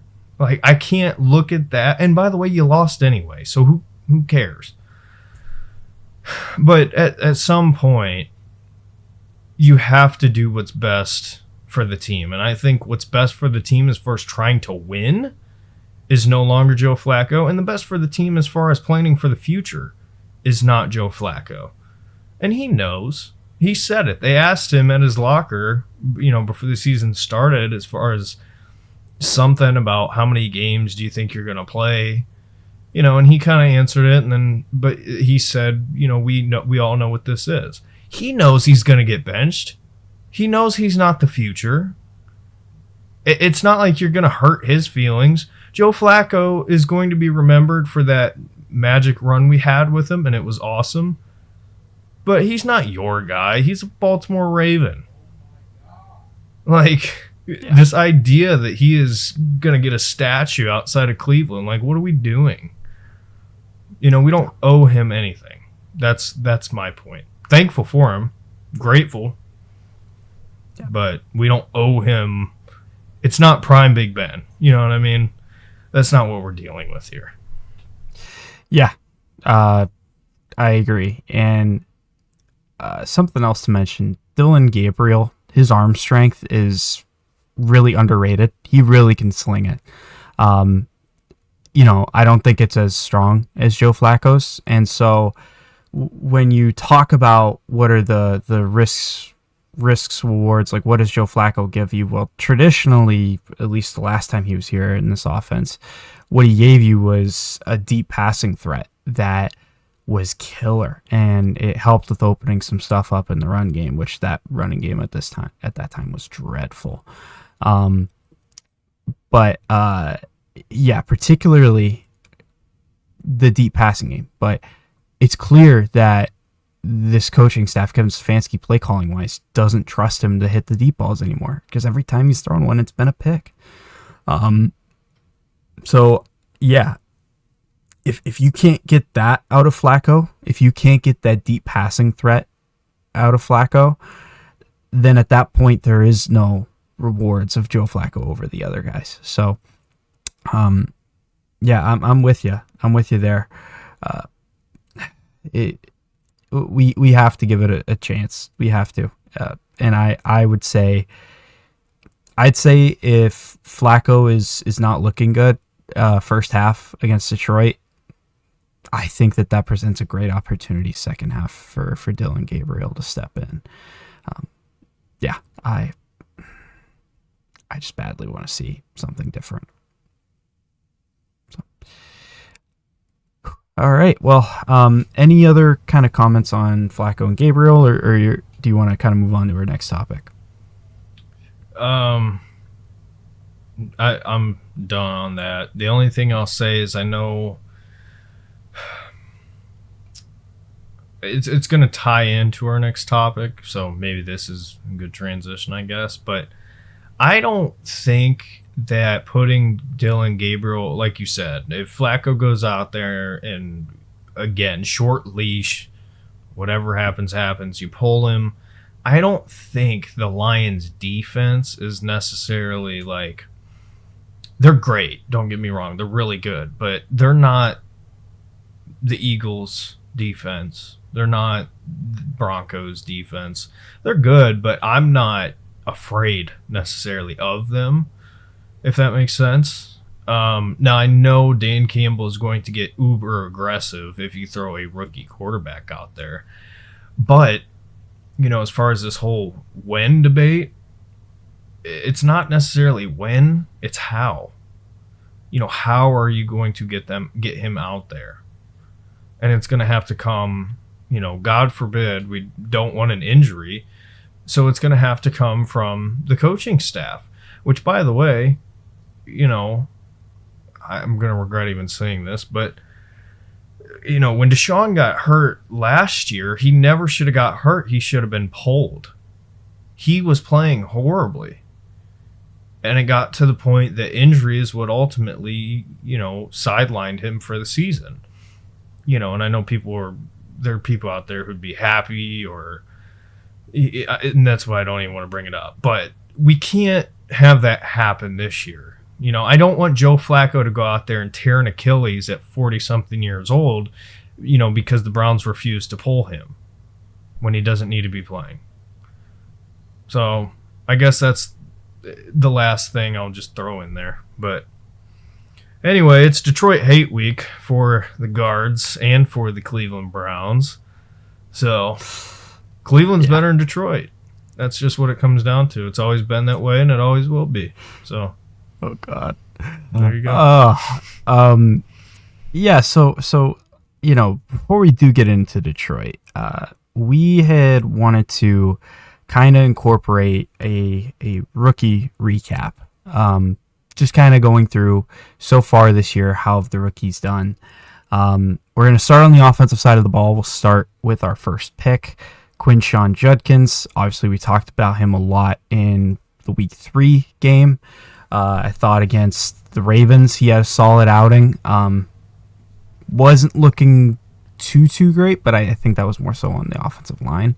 And then he had that big explosive play that I'm pretty sure that led to the Dylan Gabriel touchdown when he came in. So, you see some exciting stuff there with Quinshon. I really think that, and I'll kind of go into more depth with Mason Graham on this, but early signs from Quinshon, I'm very happy we got the second round pick that we did to take him, and Schwesinger. I mean, we'll get into him too, but early signs Quinshon, I'm really, really positive, and I think he can be the perfect Nick Chubb replacement. Yeah, I completely agree. And I want people to understand, like, because there's a large portion of the fan base, for the Browns that are Ohio State fans, and a lot of them wanted Trevion from the home run ability and all those sort of things. And I don't understand why New England refuses to play him, and it is what it is. They'll have to figure it out. It's not our problem. But, from the Browns standpoint, I always wanted Judkins because he was always the better fit. Like, this is the style of running back that we need. And that's what made the whole Chubb and Hunt duo so special, is because you had a guy who could fill the role that was needed in Nick Chubb, which what I mean by that is somebody who is a physical runner with good vision and can protect the football. That is what Kevin Stefanski, that's what the offensive scheme, as far as what it's built around in the run game, that's what it is. Now, what made that time period so special is because you got the luxury of getting a guy like Kareem Hunt that brought that other side to it that we didn't really have. So you take a run game, and the structure of it, and you throw that extra element into it, and it's special. And what we have this year, Judkins is that guy. Like, he is the guy. And I know Dylan Sampson had a rough game against the Packers, but I'm still a believer that he can be that sort of modern Kareem Hunt for us, in this rendition of this running back room. But, you can't, there's no negatives you can really say. I mean, what? He wasn't great against Baltimore. The guy practiced for the first time that week. What do you want him to do? So first real game, and he puts up what? Close to 100 yards as far as on the ground. I think he had some receiving yards as well and a touchdown. So, yeah, I mean, what negative can you say? Yeah, spot on. And, with Quinshon, I think it's fair to say it's fairly unlikely he will be what Nick Chubb was in Cleveland, just because everybody loved Nick Chubb. But if he can even get close, then he's worth it. And I think he's on a path where he could, at very minimum, get close. Now, so that's Thunder. We'll get to Lightning in just a minute. But first, we've got Harold Fannin, who, man, oh man, week 1 against Cincy, if we would have been able to pull that out and do what we were supposed to do, I think we would have been talking about him and we're already talking about him in a really positive light. I think we would have talked about him in that game, as well as the next guy that we're going to talk about, as the two catalysts for that game and that win, and showing that they're capable of being a game changer. So I have a lot of positive things about Harold Fannin. I think really highly of his ceiling. I think the threat of him and Njoku is unlike anything any other team in the league has, and I think it's something that, because of how unique it makes us, because of our running scheme with using 12 personnel all the time, I think with the right offensive pieces, it makes our team a million times better. So I'm really looking forward to seeing his development, and if not sooner, what this team looks like next year with hopefully some of the pieces in place that we need.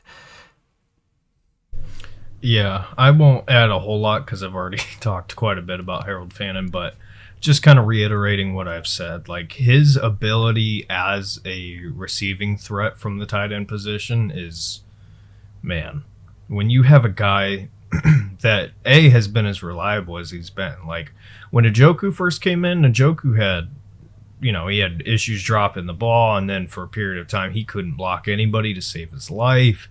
And then finally, David really puts it all together, and go figure, he's a great player. And he's somebody, regardless of how good Fannin is, I would still like to keep around as long as we can.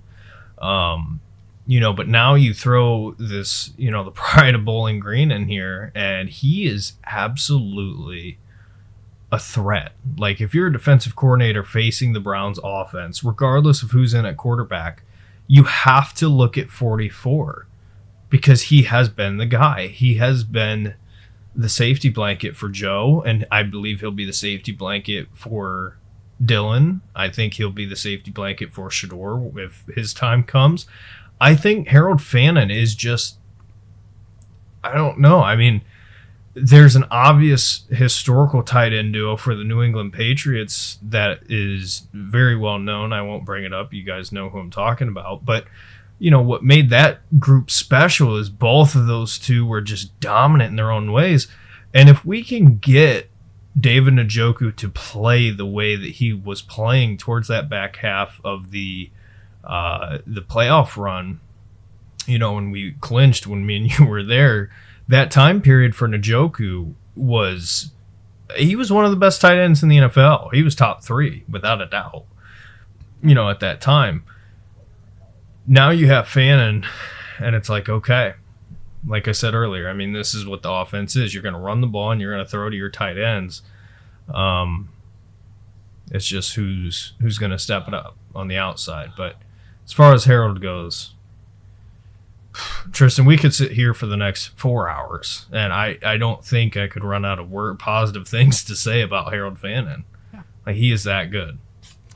Yeah, and his athletic profile, I mean, you could even throw him on the boundary, and I'm confident he'd be successful. So, yeah, really excited about his future. Let's talk Lightning. Dylan Sampson, man, that week 1, him and Harold Fannin were the offense. Like, the threat that he was when he got that ball.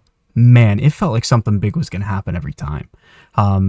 He was making guys miss like it was effortless. He was putting in that third effort every single time. He had unbelievable speed. Him getting the ball in space is, it's all the difference. And moving forward, I know you definitely feel the same way. Jerome Ford doesn't give us anything. I can't remember the last time that he touched the ball, and I was like, wow, Jerome Ford made a great play. And it sounds like it's a dig, and maybe it is, but I don't mean it in a disrespectful way. I was really high on Jerome Ford, and I was really, really excited when we picked him, but the reality is that he's just not productive. He hasn't shown you anything that he can be productive outside of that small stretch with Flacco, but even then it wasn't running with the football, it was catching it, and now you've got somebody that's better at that. So I view the future, we talked about it before. I see Quinshon as a first and third down guy. I see Dylan as a second down or like a for sure passing down third down back. I think that they split it that way. And I think that honestly, these past 2 weeks, we've been missing the lightning that we got with Dylan Sampson. So I hope that in Detroit, we're able to get him looped in a bit more, because man, oh man, he's been such a joy to watch. Yeah. I think it's just as simple as, now that Quinshon is here, they just have to figure out the proper role for him. Week 1, I think what made him so good is he just had to be out there, and they had to figure it out. And he didn't do a whole lot necessarily on the ground, but what he did, it was in critical moments that it counted, as far as in the run game. But he made his bread and butter catching the ball out of the backfield, and I want to say he had 68 yards or something like that. That's crazy. Yeah, and that's valuable. That is very valuable. I think the reason why you didn't really see a whole lot from him last week is, again, I don't think they know quite yet the right way to blend these two. Because they had him out there pass blocking on a couple of downs. It's like, why the hell do you have him out there pass blocking? Like, the guy that is your speed, shifty back. Yeah, let's throw him out there and have him pass block. Great idea. It's just stupid. But the thing is, Tristan,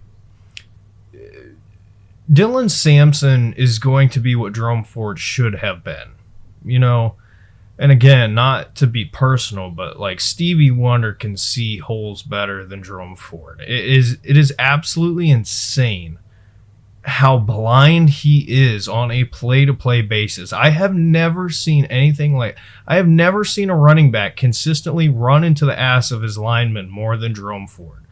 It is absolutely insane. It blows my mind. And even out of the pass game, what has he done in the pass game? I watched Jerome Ford. How many times on Sunday did Joe Flacco dump the ball off to him to get -2 yards? What does he do? He streams on Twitch. Great. There was one play in particular where he got the ball dumped off to him, and he had about 5 or 6 yards separation from the guy closing in on him, and he was like standing still, like shimmying side to side, and I just thought of like the Paul Blart, like when he's on the like that's what it looked like, because he wasn't moving. He was just and it's just like, dude, move. We got to get Dylan Sampson more incorporated, and I think it starts with cutting into Jerome Ford's snaps. Now, let's move on to our last offensive rookie, undrafted free agent, Isaiah Bond. Very minimal what we've seen out of him, but from what we have seen when he's gotten targets, when he's gotten a chance to contribute, he's looked promising. Certainly not to the level as some of the other guys, but early signs show that he has potential. So, you know, where he goes from here, who knows? But I'm really excited to see where he does go from here. Yeah, I have a lot to say on Bond. I'm going to save it because we're kind of pressed for time here. But the best way I can say it is it's kind of the same thing with Sampson. I think they just have to figure out what to do with him. You know, because you got to think, he wasn't signed until late. He didn't have the whole off season, and you know, they're still getting familiar with him as far as in the building goes. Now, we know that they were big fans of him. You know, had his issues not happened, I think there's a chance that he might have been one of the second round picks. You know, that's how highly they think of him. And so do I. I mean, you know, I'll be honest with you, Tristan, I didn't really know about his issues until like after the fact. But you can go check. I was tweeting about Isaiah Bond this whole offseason. Like, I've been a Isaiah Bond guy. And I think you have seen some flashes of him. But, again, I don't think you're going to see anything real until you get, you know, better, consistent quarterback play. But for him, I hope he sees the opportunity that's in front of him, because Judy, as much as I love him, he's had his problems this year. Tillman, as much as I want to love him, he's had his problems this year. You know, we talked about the 2 tight ends, but, you know, Thrash, Bond, those guys need to be really like stepping up. Like, there's an opportunity here to get a bigger role. Bond, he's a rookie, so it's going to take more time. But if you're Jamari Thrash, if you're Cedric Tillman, get it together. You know, I don't really know how else to say it. Like, the opportunity's there. Go take it. Somebody step up. But, you know, I love Bond. I just think it's going to take a lot of time. Yeah. I'm with you. Mason Graham. We're moving to the defense, and he's the starting point. I said I was going to touch on it with him, and I'm going to touch on it right now. Early signs, the Travis Hunter trade was fantastic. Mason Graham, what he's been doing on that defensive side, how good he is right now as a rookie. I can't imagine how good he looks year 2, year 3, year 4. I think this is a guy that could end up transcending into one of the top 3 defensive tackles in the league. He's that good. He's that good. What you see out of him, the effort, the technique, the speed, the power, it's there. It's all there, and it's really, really, really exciting to see what he could potentially develop into. And I gotta say, the offensive impact that you've gotten out of Quinshon Judkins, I feel like has been better than what the Jags have gotten out of Travis Hunter.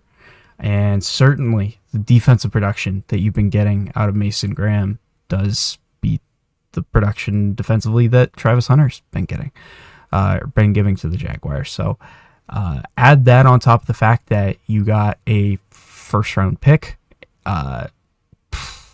and the fact that you freed up a spot in the second round to take Carson Schwesinger, who we'll get onto. Early signs show to me this is a slam dunk, and one of, if it keeps going the way it's going, it could end up being one of the best trades in Cleveland Browns history. Yeah, I mean, so far, and I have tremendous faith that Travis Hunter is going to be a really good player in this league. So again, with these whole draft day trades and all this, it's a multi-year project. You're not going to get your clear-cut answers, but as far as your early ROI on that trade, I mean, it has been very one-sided. Now, obviously, that first-round pick is going to ultimately be like the thing. If the Jags suck enough for that to be a very high pick, or if the Browns end up packaging those our 2 picks and moving up, like that's going to be the stamp, if this is good or bad, ultimately. But what I was saying earlier, Mason Graham plays defensive tackle like a point guard, and the week-to-week progression from him is noticeable. And that is the number one thing I will say. From Mason Graham, week 1 to week 3, you have seen him take significant strides. And if that's a 2-week progression, I can't wait to see, week 10, week 11, at what level is he going to be playing at? And Tristan, I think if you're Myles Garrett, you have to be smiling ear to ear, because what were we talking about? Okay, is it going to be Travis Hunter? Is it going to be Abdul Carter? Is it going to be a left tackle? And ultimately it ends up becoming the other picks, but you get a defensive lineman, and I don't think we fairly, maybe not me and you, but as a media outlook, I guess, maybe Mason Graham was overlooked. And I think he's kind of made himself known.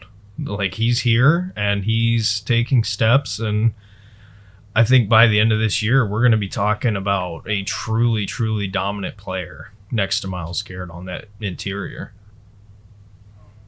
I 100% agree with you there. Yeah. Oh man, I can't wait to see what he turns into. So let's move on. I mentioned him just a few moments ago, Carson Schwesinger. Derek, yeah, like I mentioned in the tape, his instincts are incredible. He flies to the football. You mentioned it. He's always all around the football. I think that this is a guy that I look at him and I say that if you can keep your speed and you can add a little bit more muscle, I think he could end up being like a perennial all-pro guy.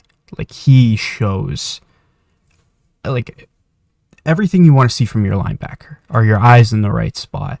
Are you able to get to the ball? Do you know the best routes to the football? Are you a reliable tackler? Are you able to get to the quarterback quickly when we blitz? Are you able to move off of offensive linemen to get running backs to the ground?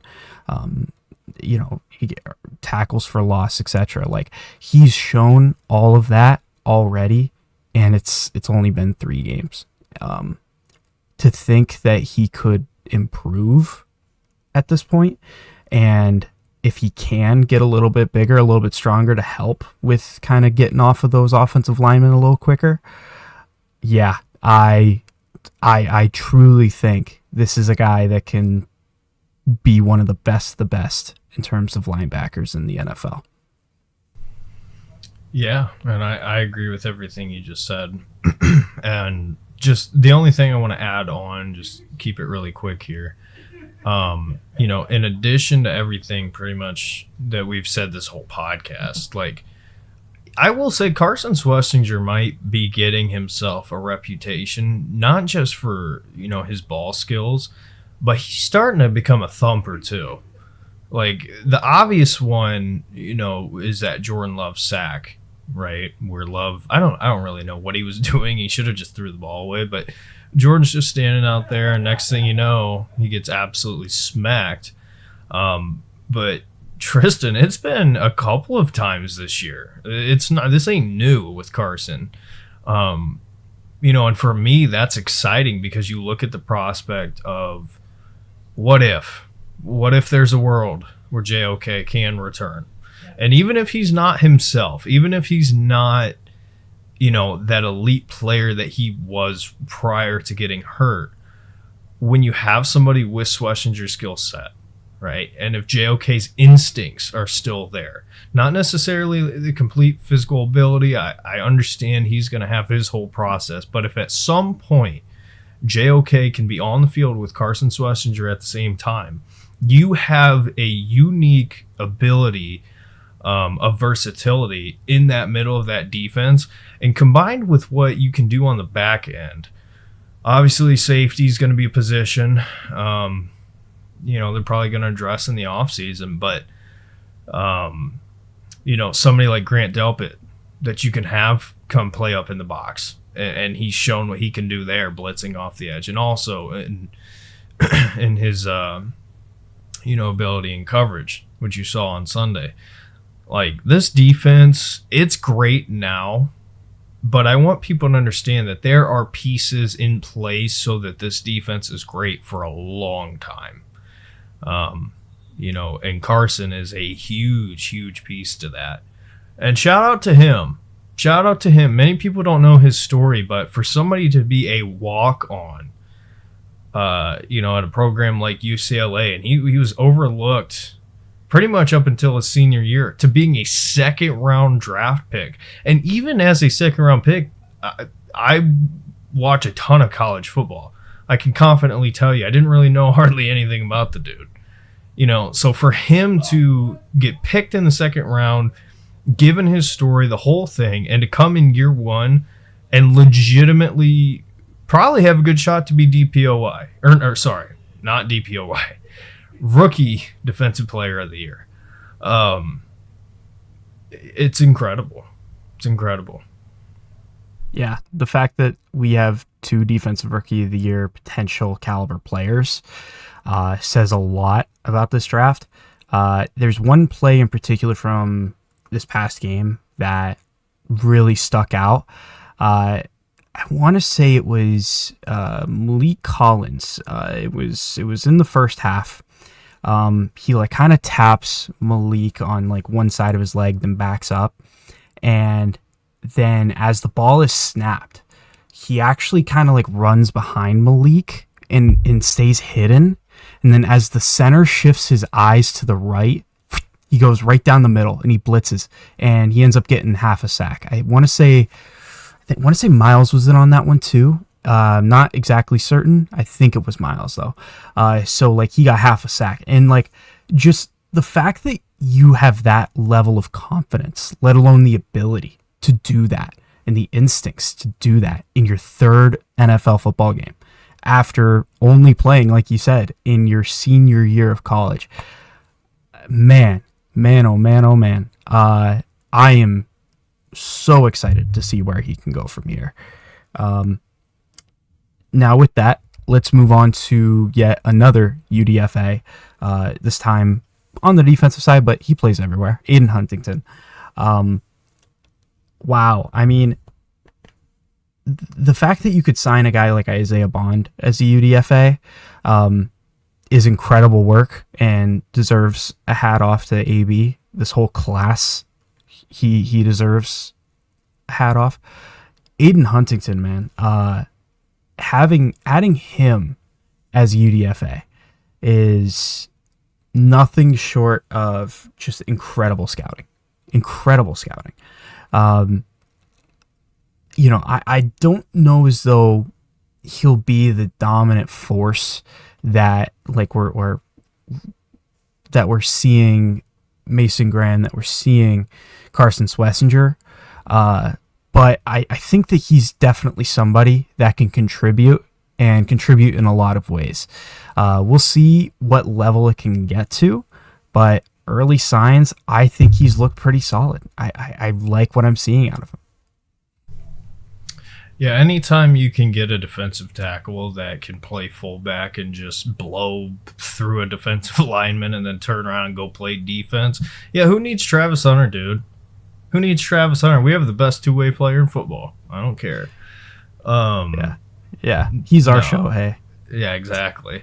No, I will say, like, talking about the future of that defensive line, again, it's great now, but it's set up to be great for the future, and he's a part of that. I know he was a UDFA, but you look at what he's done so far. I don't want to sit here and pretend like he's some all-pro whatever, but, what he's contributing to this defense as a UDFA signing who made the final 53, imagine in a year or two, if he can be a consistent role player on that defensive line. Like, it's the little things that matter. And, the offensive side of things are just a bonus. So he's a fun player to watch. And listen, they have needed guys with his mentality for a long time. So, I'm happy that finally, we have a guy like that as far as the depth. I'm very, very happy of the depth of this defense for sure. Also, did you see my text?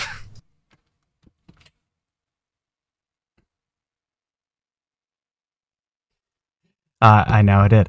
I will say, so yeah, everything you said about Huntington for sure is correct. We'll throw in Andre Schmidt. Obviously, really, really terrible week one. His story is so heartbreaking, and the fact that week one happened the way it did is, it sucks. But the fact that he was able to recover, he's made every kick since, and he absolutely drilled a beautiful kick to win us the game against Green Bay. Love to see it, and hopefully I'm rooting for him personally. I think he's shown he's talented enough to be an NFL kicker and a good one. He just has to go out there and keep on performing.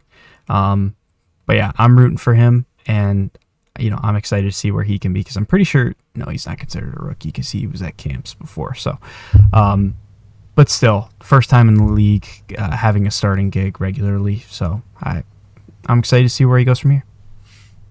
Yeah. Kicker is a ruthless position because it is, and honestly, rightfully so, whether if it's fair or unfair. Like, the NFL is a business. You get paid for one job, and if you can't make kicks, there's a billion other people who can try. And, it's a problem. It's a problem across the league. You've seen a lot of people getting kicks blocked, even in our game, blocked kicks. Yeah. So it's not just us, but, for a guy like Andre Schmidt, it's a mental thing. And, like, yeah, they kept him around, but, like, if he missed another kick, he's done. Like, because it's up here. It's not skill. For him to come out, and he didn't mess up anything in the Baltimore game, but he didn't do anything to really help, I guess. For this game, pressure couldn't be any higher. A Super Bowl caliber team coming in, your opportunity to have a huge upset, a huge redemption, big time kick, and he nails it. So, I don't know. There's not really a whole lot you can say, but good for him, I guess. And I'm glad it turned around, because if not, we were going to be talking about kicker A, kicker B, kicker C for weeks on weeks on weeks. So I'm glad, at least for now. Yeah. Young Wei Koo, he would have been, Young Wei Koo, he would have been the guy that everybody would be clamoring for. There still were some before that game, but we'll see where it goes from here. I'm just excited. Team rallied around him, which was great to see. So real quick, we were going to do a preview of Detroit. I'm just going to say one simple thing. This game comes down to our offense. If we're able to produce on offense, again, get to 20 points. If you can get to 20 points, if you can limit turnovers, we have a really good chance to win. This defense, I'm convinced, it's going to give us a great chance to win. The question is, can the offense go out and just be competent? That's the biggest question. We'll see. Yeah, well said. I've said it a couple times now, but again, in the conversation with my friend, when he asked me, which of these two games, and the reason why I said Green Bay is because I think you can match their offense better, right? And against Detroit, it's going to be a real test for this defense. I will say I'm confident that they'll keep it somewhat close. Because as good as Detroit is, I don't necessarily think that they have a Baltimore-type pull-away in them against the Browns' defense.